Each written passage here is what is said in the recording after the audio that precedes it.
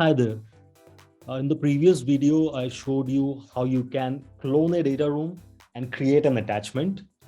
In this video, I'm going to show you how you can generate a sharing link for the data room and then copy that sharing link into a custom property so that it can be later used to send out emails with the link as a personalization token. So let's add share attachment. Resource owner would be deal owner. And attachments to share. You have to pull the attachment ID from here. And that's about it. So now what this workflow is going to do is after the attachment is created, it will automatically generate a sharing link for the attachment. And next, what we're going to do is we're going to take that sharing link and copy it in a property. So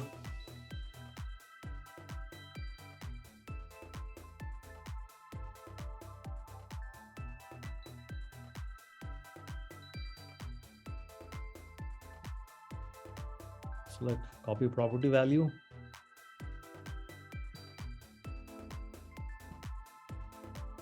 And these are the options that you have. You can select URL or URL slug. We generally recommend URL slug. And property value can be CloudFiles URL slug. So this is a custom property that I have created. You'll have to go to, you'll have to create your own custom property so that you can copy this. And it's done.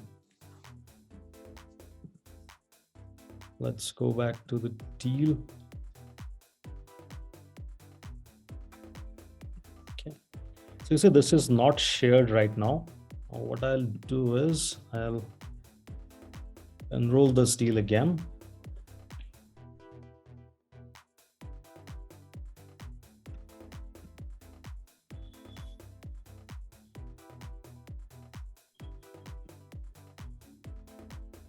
Okay, let's go back. Let's refresh this.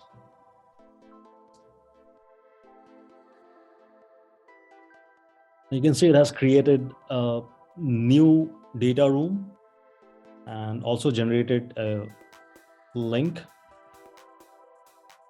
and copied the URL slug into this property. Thank you.